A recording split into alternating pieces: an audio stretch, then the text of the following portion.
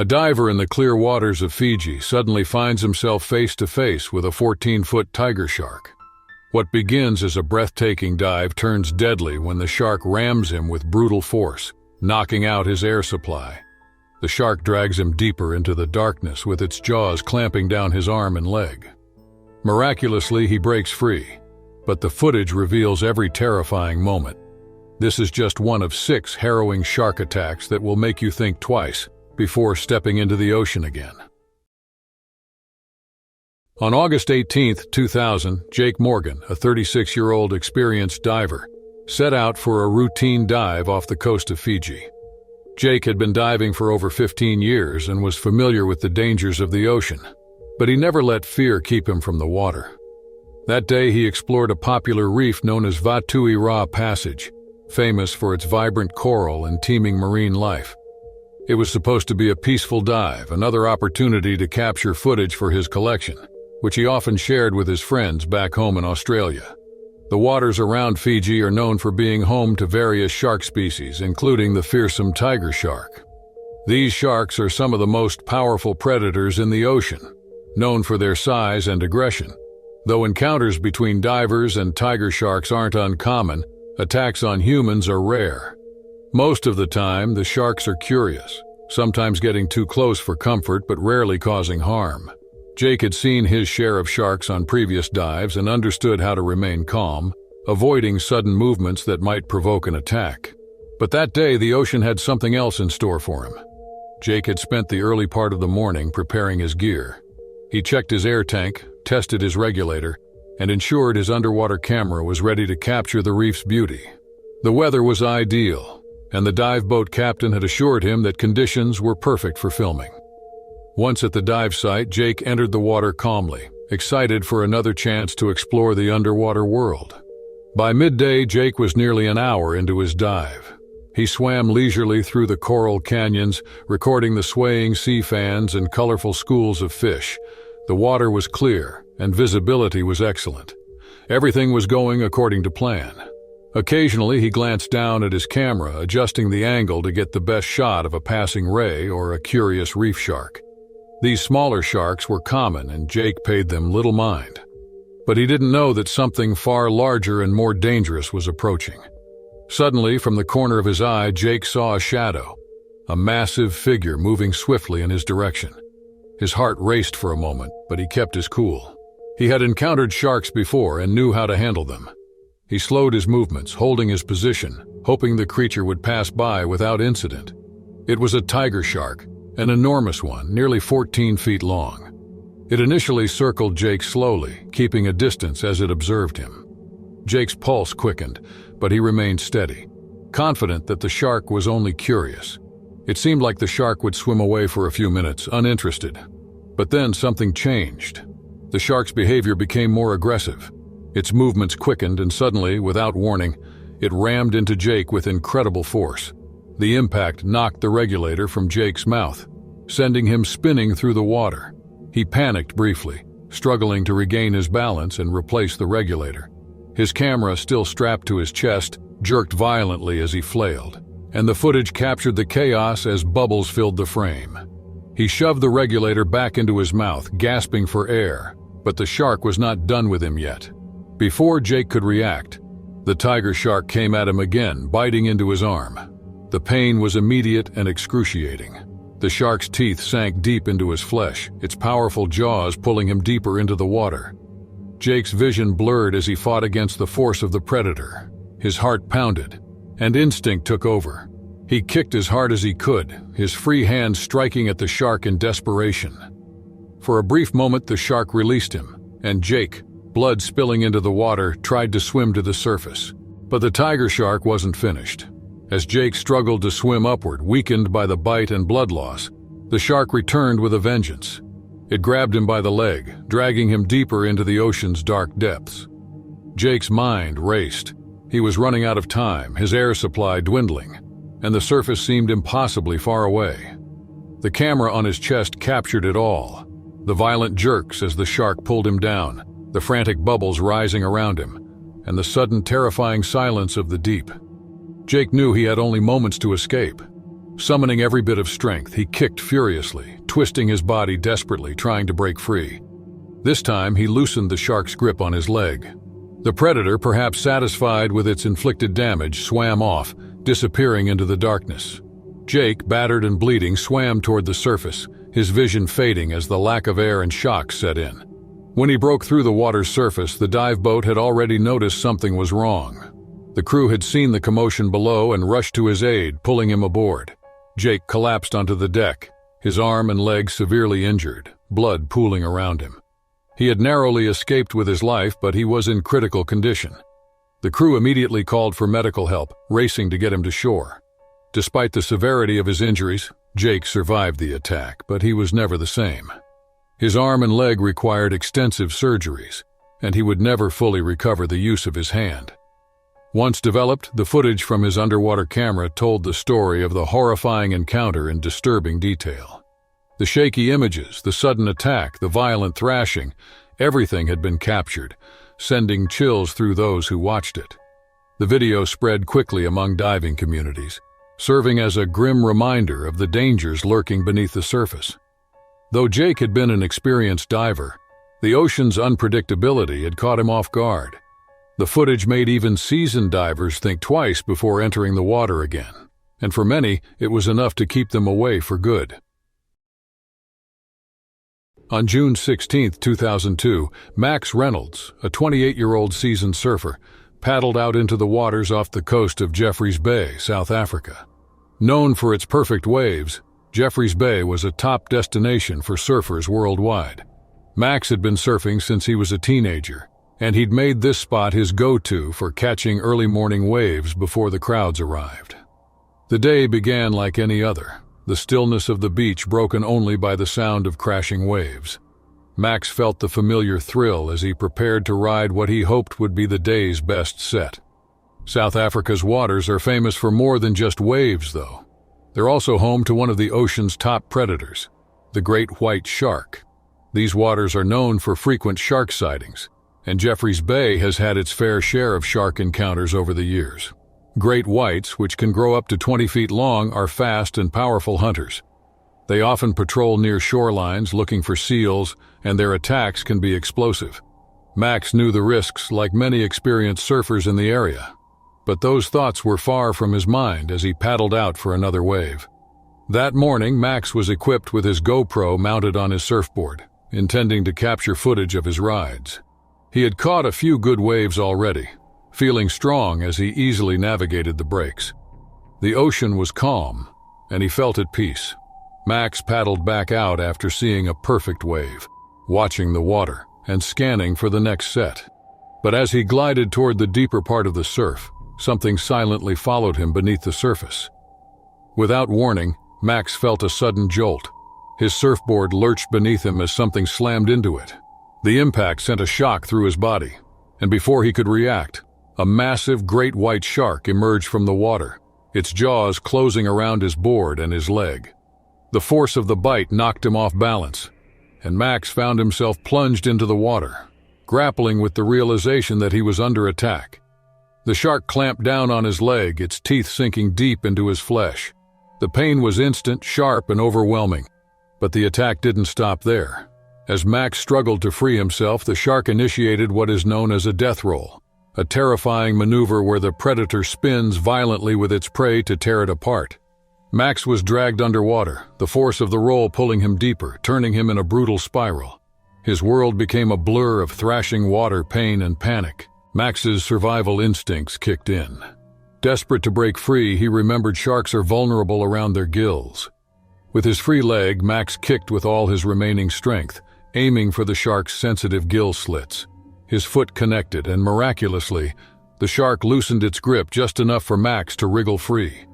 Blood clouded the water around him, and every movement sent a searing pain through his leg, but he had no choice.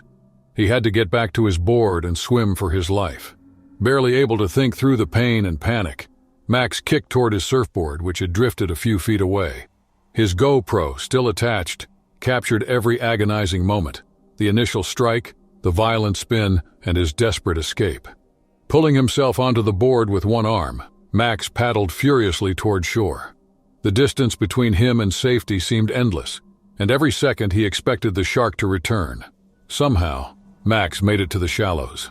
His leg was torn and bleeding heavily, but he didn't stop until he collapsed on the beach.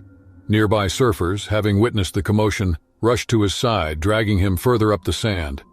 Calls for help went out, and soon a rescue team arrived, airlifting Max to the nearest hospital. He was in critical condition but alive, a miracle given the ferocity of the attack. Max's story spread through the surfing community in the days that followed.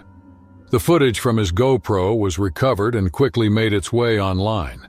The images were haunting, showing the sheer power and terror of the attack in graphic detail. Surfers who watched the video were chilled by what they saw. The shark's sudden strike, the violent roll, and Max's narrow escape.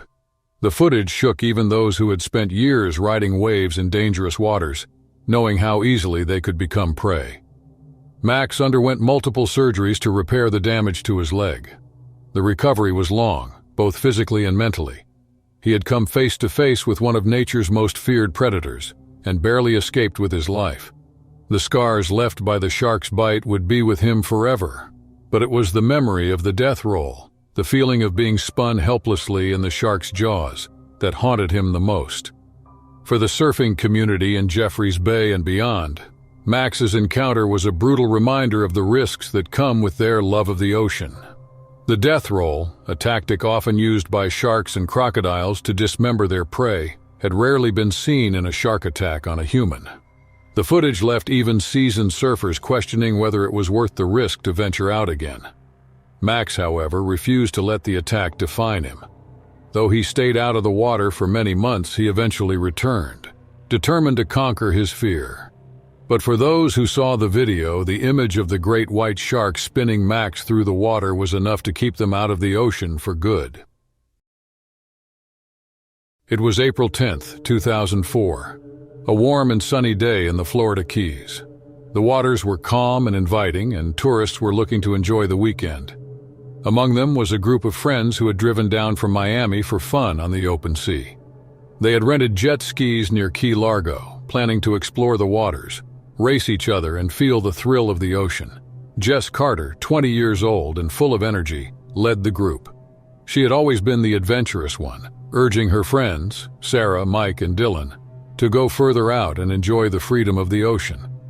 The four of them had known each other since high school and spent most weekends chasing thrills, whether mountain biking, cliff jumping, or jet skiing. They had no idea that today's thrill would turn into a nightmare. By late morning, the group had moved further from the busy shoreline, finding a wide open space with few boats in sight. The water was clear, and the friends laughed as they raced each other, zigzagging across the waves. Jess was in the lead, feeling the rush of speed beneath her.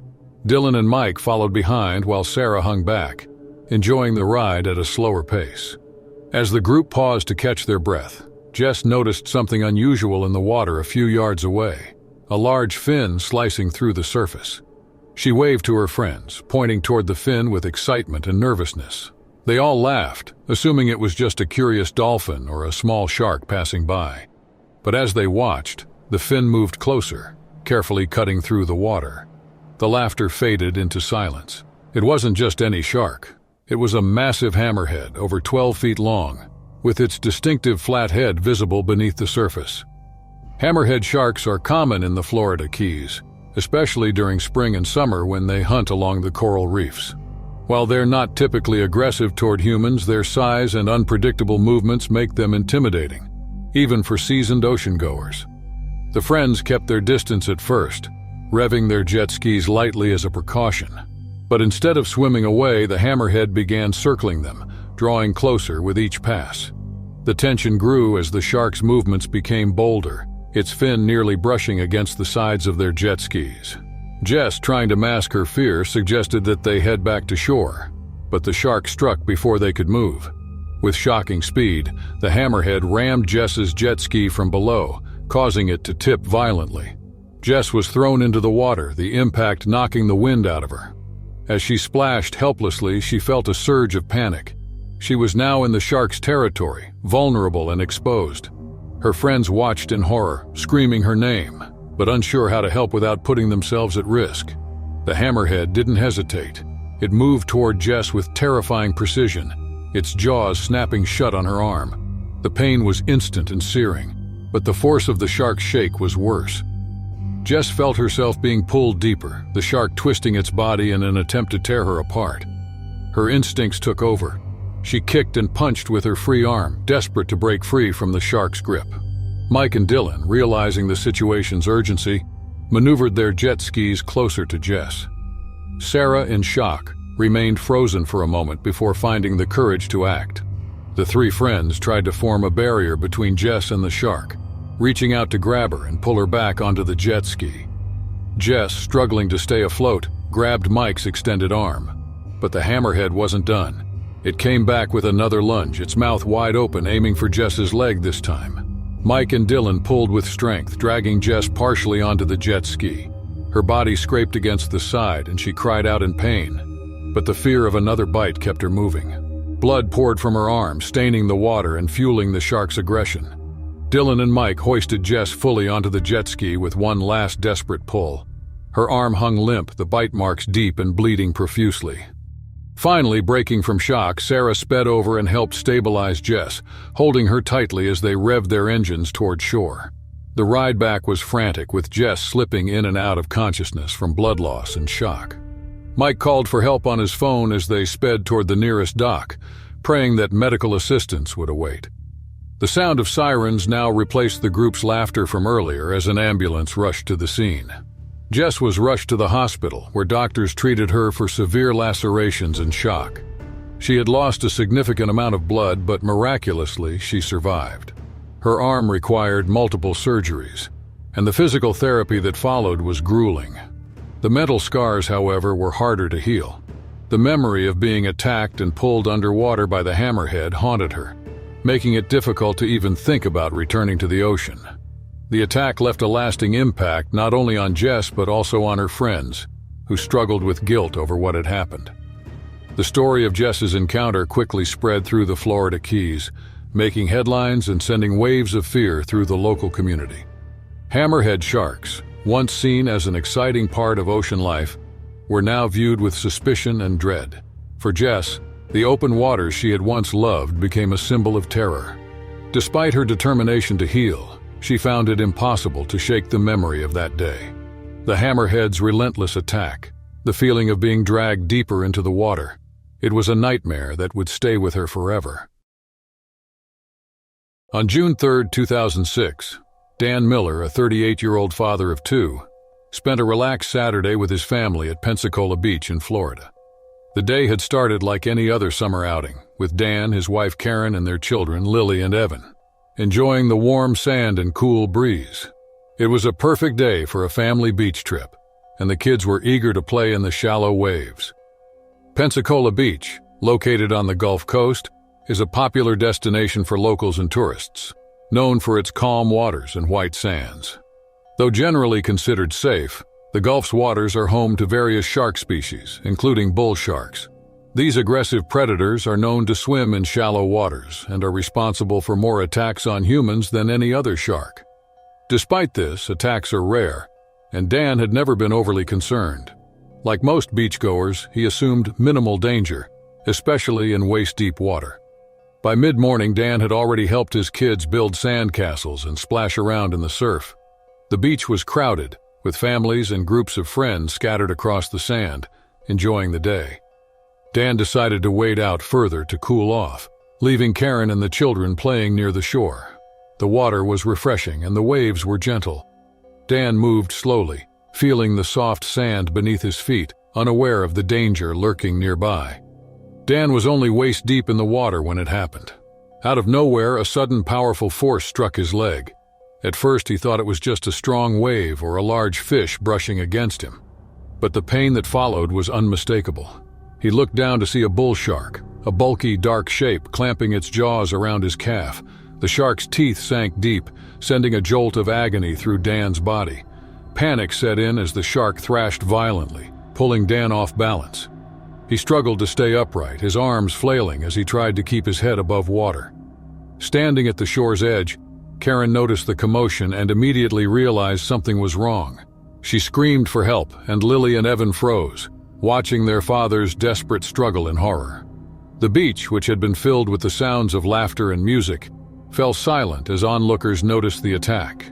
Lifeguards grabbed their rescue boards and rushed into the water, but they were still too far away. Dan's only hope was to free himself from the shark's grip before it could drag him further out.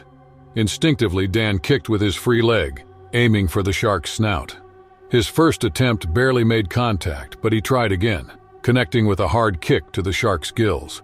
The shark's jaws loosened, and Dan freed his leg, his body trembling from shock and pain. He tried to limp back to shore, blood pouring from the deep wound in his leg and mixing with the water around him. As the lifeguards reached him, they supported Dan under his arms, helping him out of the surf. Karen ran toward them, her face pale with fear. Lily and Evan cried, unsure of what to do or say. The beachgoers who had witnessed the attack were stunned, unable to process how such a violent event could happen in such shallow waters. Once on the sand, the lifeguards quickly applied pressure to Dan's wound, trying to stop the bleeding. The sight of Dan's torn leg was brutal, flesh mangled and blood soaking through the makeshift bandage. Paramedics were called, and Dan was rushed to a nearby hospital. The trip to the hospital was a blur for Dan, who struggled to stay conscious, the pain overwhelming him. At the hospital, doctors worked urgently to stabilize Dan. The shark's bite had severed tendons and caused significant blood loss.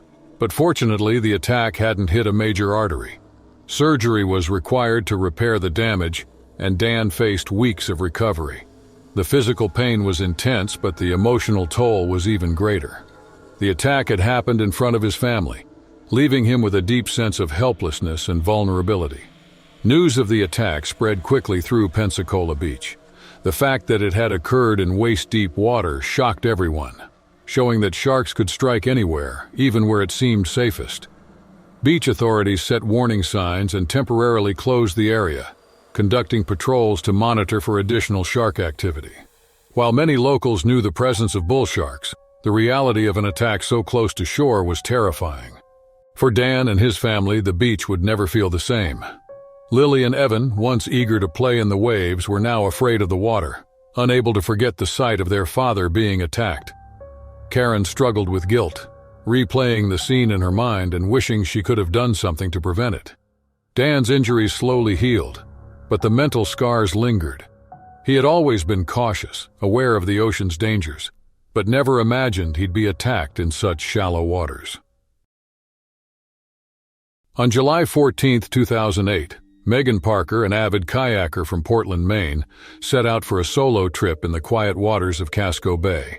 Megan, 29, had grown up around the sea, and kayaking was her escape from daily life. The day had started like many others, sunny and calm with just a light breeze. Megan packed a small lunch, secured her life vest, and checked her gear before exiting the shore. She was excited to explore the small islands scattered across the bay, her favorite route. Casco Bay, located along the Atlantic coast of Maine, is known for its serene waters and diverse marine life. Seals often bask on rocky outcrops, and harbor porpoises are a common sight for boaters and kayakers. However, the bay is also part of the range of the great white shark, which can venture into the cooler waters off New England during the summer months. These sharks, among the largest and most powerful predators in the ocean, are often drawn closer to shore by seals and fish. Megan had kayaked these waters countless times and was well aware of the potential presence of sharks. She never felt threatened, believing her kayak to be a safe distance from any lurking predator. She was about 3 miles from shore that day, paddling slowly between two small islands. The water was calm. The only sounds were her paddle's soft splashes and the occasional seabird call. Around noon, as she glided toward a narrow channel, something caught Megan's eye. A large dorsal fin about 30 yards behind her kayak. It was unmistakable, cutting silently through the water. Her heart skipped a beat, but she tried to stay calm. She had heard stories of sharks approaching kayaks, but had never experienced one. She paused, hoping the shark would lose interest and swim away. But the fin remained, slowly moving closer. Megan's mind raced. She knew not to make sudden movements or splash, which could provoke the shark. She steadied her breathing, trying to maintain a slow, deliberate paddle. The shark followed her for the next half hour, maintaining a steady distance. It wasn't just curious. It was stalking her. Megan's fear grew with each passing minute, but she forced herself to keep a slow pace, hoping to reach the safety of the shore. But the shark was relentless. Megan glanced over her shoulder and saw it was still there, a massive shape beneath the surface, moving closer with each paddle stroke. Her arms grew tense from both fear and fatigue, but she couldn't afford to rest. She aimed for the nearest island, hoping to beach the kayak and escape the water. The shore seemed so close, yet the shark's presence made it feel impossibly far. After nearly 2 hours of paddling, the shark changed its behavior. It began circling her kayak, drawing tighter loops. The fin would disappear beneath the surface, reappearing closer than before. Megan's panic rose, but she continued paddling to keep the kayak steady. Her muscles ached and her breaths were shaky. She was exhausted, but the fear of what lay beneath the water kept her moving. Suddenly, the shark made its move. It rammed the side of the kayak with a powerful thud, nearly flipping Megan over. She struggled to regain her balance, the sudden jolt racing her heart. The shark retreated momentarily, but it wasn't done. Megan knew she had only moments before it struck again. Then, it happened. The shark came from below, slamming into the bottom of the kayak with such force that Megan was thrown into the water. The cold shock of the Atlantic hit her like a slap, and she instinctively gasped for air. She surfaced quickly, desperately grabbing the edge of her overturned kayak. Her hands shook and her breaths came in short bursts as she tried to pull herself back up. But the shark was there, circling her, its massive body visible beneath the surface. Megan's kayak was damaged, and a large bite mark was torn into the side, making it unstable. She frantically tried to climb back onto it, but the shark surged forward, biting into the side of the kayak again, tearing it further apart. Megan screamed, her voice lost in the ocean's vastness, as she struggled to keep the kayak between her and the predator. The shark's aggression only grew. It circled faster, nudging the kayak closer to Megan as if to pin her against it. Megan's legs dangled in the water and she tried to kick toward the surface, but her energy was fading. The fear was paralyzing and every second felt like an eternity. Her arms ached as she clung to the kayak, trying to stay afloat. Megan spotted a boat in the distance as she fought to stay above water. She waved her arms frantically, hoping the people aboard would see her. The boat slowly approached, its occupants unaware of the desperate situation. Megan's relief was short-lived as the shark struck again, this time coming dangerously close to her legs. She kicked out, trying to ward it off. But she knew her strength was waning. The boat reached Megan just in time. 2 men aboard threw a life ring into the water, shouting for her to grab it. Megan let go of the kayak, her last source of buoyancy, and lunged for the ring.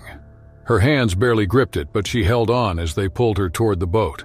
The shark made one final lunge, but the sudden presence of the ship seemed to deter it. Megan was pulled aboard, gasping for air, her body shivering from both cold and shock. Her arms were scraped and bleeding from the struggle with the kayak, and her muscles felt like they would give out.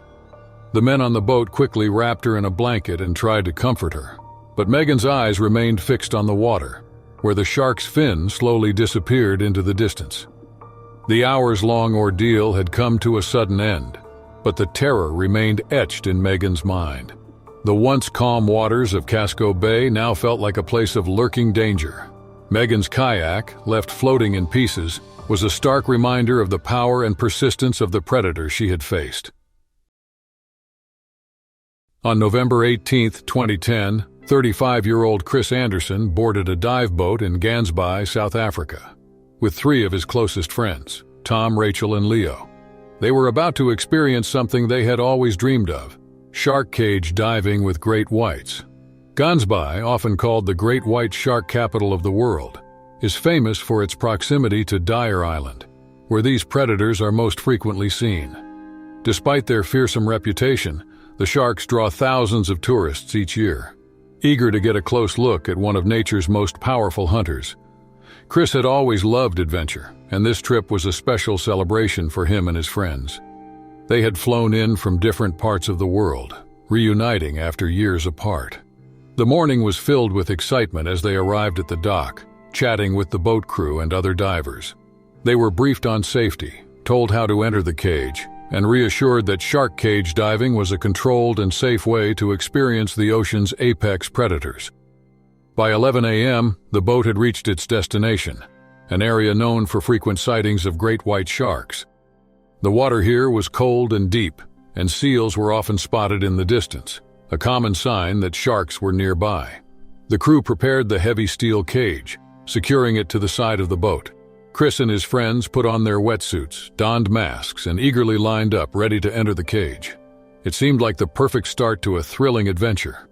The cage was lowered into the water, half submerged with space for 4 divers. Chris, Tom, Rachel, and Leo stepped inside, gripping the metal bars tightly as they adjusted to the chill of the Atlantic.